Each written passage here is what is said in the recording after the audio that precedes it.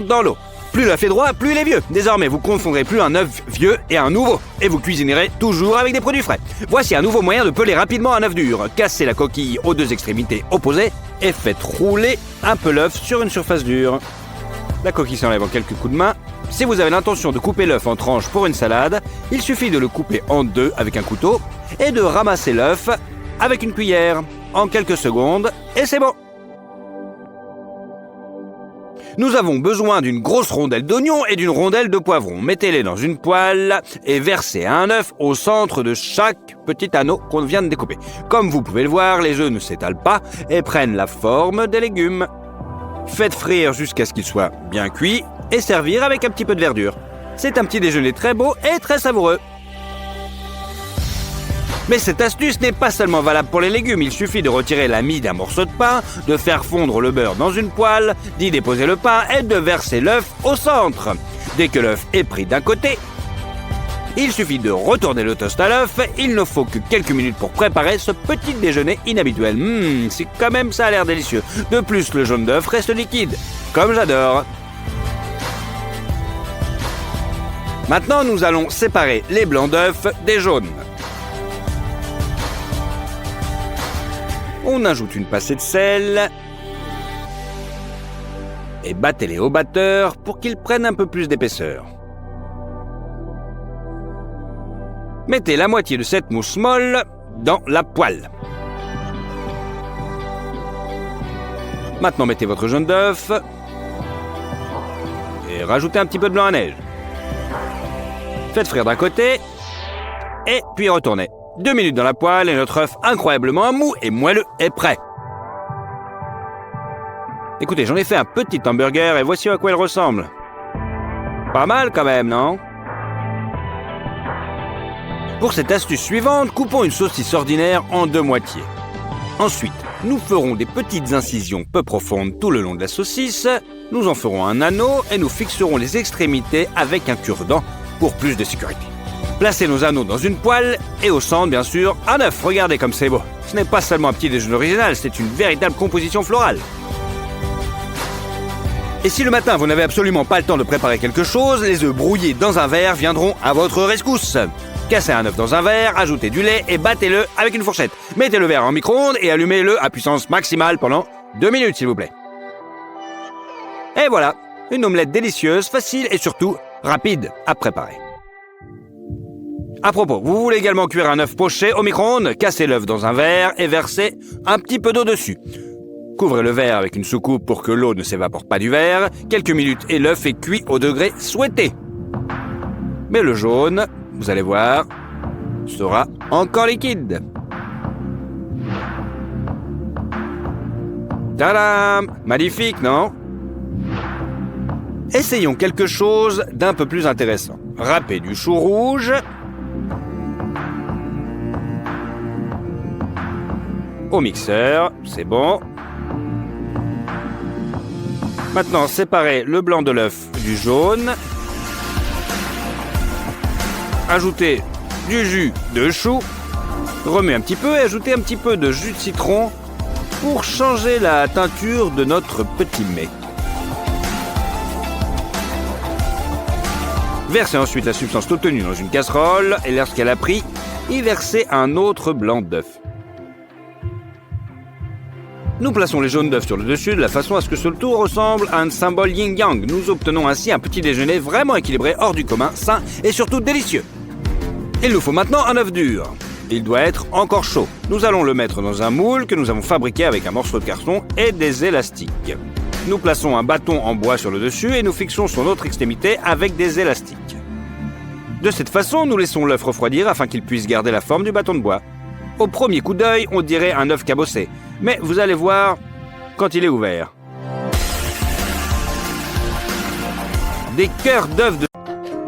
Nous devons maintenant scier les 2 goulots de la bouteille ainsi que les bouchons. Ensuite, nous les poncerons et les collerons avec un pistolet à colle. C'est ainsi que l'on fabrique un petit récipient. Vous allez voir. La colle. Tchac.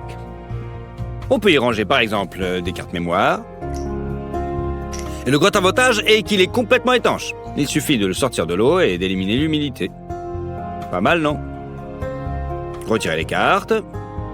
Et comme vous pouvez le constater, aucune goutte n'a pénétré à l'intérieur. Parfait pour les espions. Prenons quelques rondelles d'acier et mettons-y une vis dans chacune d'elles. On visse les vis dans la planche en laissant un petit espace. Mettez maintenant la lame d'un canif entre les rondelles et vissez les vis jusqu'à la butée. En plaçant une demi-bouteille en plastique sur cette construction, vous pouvez la transformer en une très longue bande de plastique en quelques secondes. Et sans grand effort, cette bande peut facilement supporter un poids important. Nous coupons le goulot de la bouteille ainsi que le bouchon. Maintenant, nous prenons un sac de céréales. Nous enlevons le couvercle et nous faisons passer le sac. Nous redressons les bords et nous vissons le bouchon.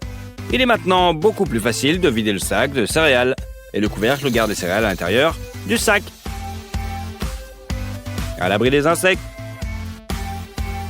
Parfait pour la Dacia. Il nous faut maintenant 2 bouchons en plastique. Faites des marques sur les 2 côtés pour qu'elles correspondent à la taille du téléphone. Coupez ensuite l'excédent à partir de ces marques. Nous fixons les bouchons ensemble à l'aide d'un pistolet à colle. Prenons maintenant une bouteille pleine et fermons-la avec un couvercle entier. Posons un téléphone dessus. Vous avez maintenant un trépied improvisé. Plutôt pratique. Et si vous coupez le haut de la bouteille, vous pouvez l'utiliser comme support pour votre téléphone. Pendant que vous regardez nos vidéos, par exemple.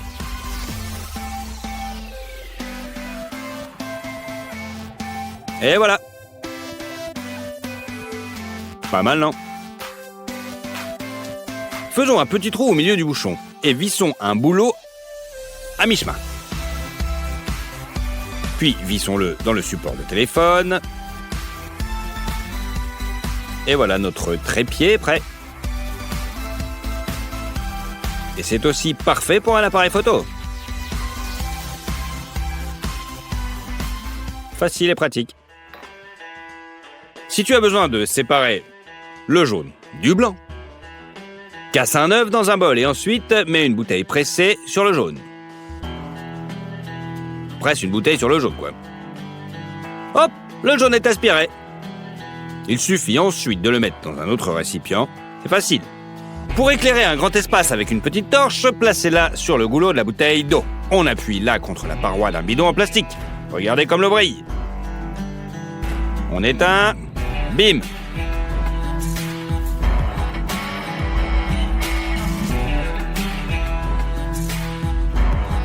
Pour ne pas nous laisser distraire pendant que nous tricotons, nous allons prendre une bouteille en plastique et la couper en 2. Dans une moitié, on met notre pelote. Et dans l'autre, un contrepoids. On les combine. Maintenant, la pelote n'ira nulle part.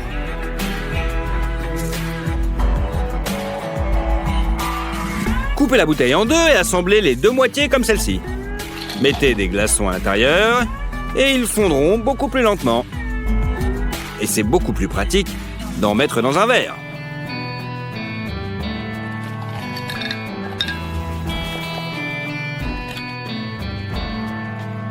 Pas mal, non?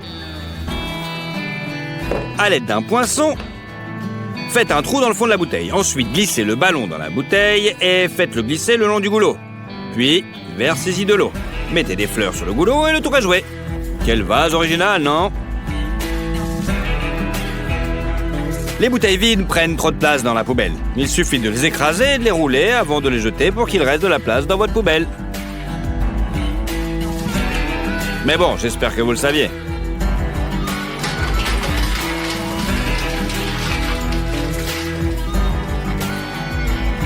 Il y a même des bouteilles faites exprès.